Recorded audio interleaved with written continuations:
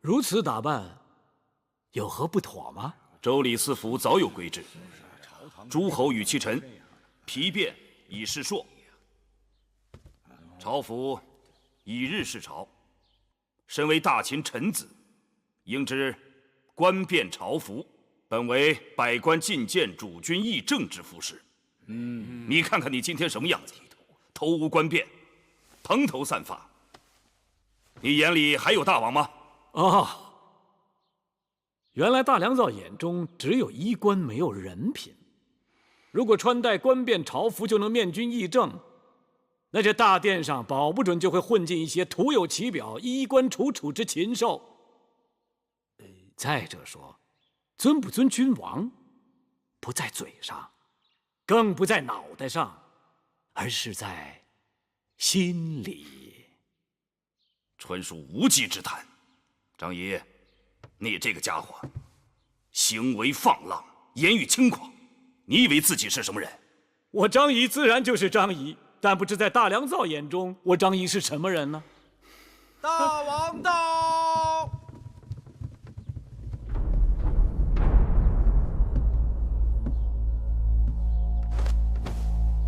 臣拜见大王。免礼。好热闹啊！争什么呢？说来让寡人听听。大王，今日大朝，张仪军前无状，目无周礼，举止癫狂。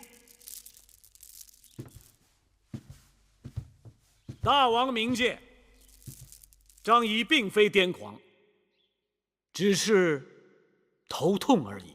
哦，张子怎么会头痛？张仪脑袋太重，戴不得冠变，戴了就会头痛。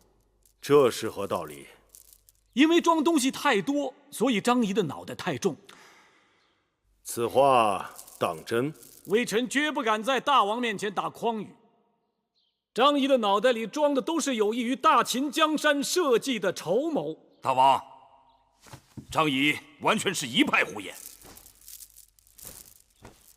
张子，你可不能光卖弄口舌，寡人要的是真格。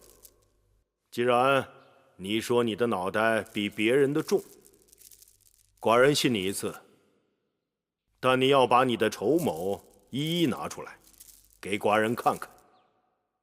一诺无辞。好，望张子言而有信，绝不反悔。从今日起，寡人就赐你免官上朝。但你也要记住，寡人要的是你脑袋里的东西，并不是你脑袋外面的东西。谢大王。大王，大良造，这官变之争，本是小事一桩，你这般计较，何苦呢？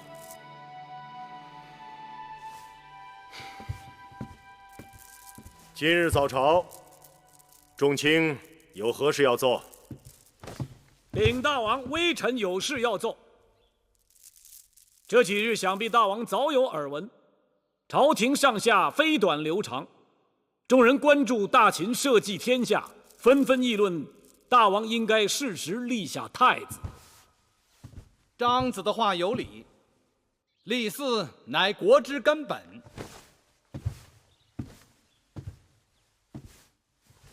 大王，臣附议，张子所言也有道理。后宫众公子逐渐长成，臣以为庶公子中以公子嬴华胜人一筹。而且公子华是大王长子，才思敏捷，厚德载物，又有军功在身，再加上在大王的调教之下，百经历练，足以令众人心服口服。哼。众爱卿对此有何看法？大王，臣以为大良造之言切中要害，公子华文韬武略，的确不二人选。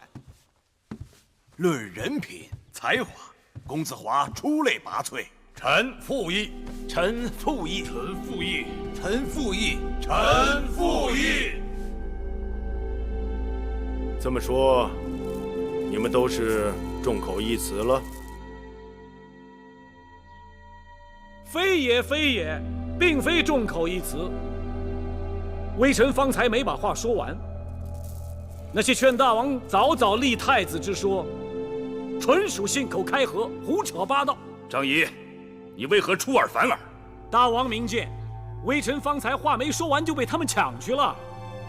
在下的意思是，眼下大秦开疆拓土正值用人之际，过早立储，容易让公子们滋生懈怠之心，不肯再立军功。再者，大王正值春秋鼎盛，王后还未生嫡子，等王后生了嫡子，再议不迟嘛。大王，臣赞同张子之言。过早立储，若将来王后生下嫡子，则二子之间何以相处？先王后也无子嗣，有无嫡子，全赖天意。就算王后没有嫡子，也有更充分的时间让大王将诸位年长之公子多做比较。那些朝廷上下鼓噪早立太子之人，说轻了是别有用心，说重了是诅咒大王。望大王千万不要被他们蛊惑。张仪，你这个无耻小人！臣以为，张子之言虽然激烈，但的确有可取之处。既然立储为国之根本，大王还要严谨考量，给诸公子更多历练机会，慎重而行。大王，立嗣之事事关江山社稷，臣以为宜早不宜迟。大王立太子又不是赶集卖货，没有早晚，只有时机好坏而已。张仪，你巧舌如簧，颠倒黑白。大良造，你貌似攻心，口是心非。你，我怎么？好了好了，不要再争了。你们都是寡人的肱骨之臣。大良造用心良苦，张子也是担心竭虑。若此事变为你们的意气之争，反而伤了众卿间的和气。寡人心里有数，立嗣之事就不要再提了。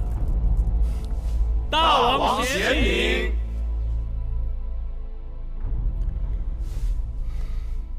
姐姐，你找我？妹妹，快来！妹妹，那5000金果然有效，恭喜姐姐！我听说张仪可把那个公孙衍气坏了。公孙衍下朝后对他的手下说，在秦国有他没张仪，有张仪便没有他。公孙衍恨死了张仪又有何用？那是大王做的决断。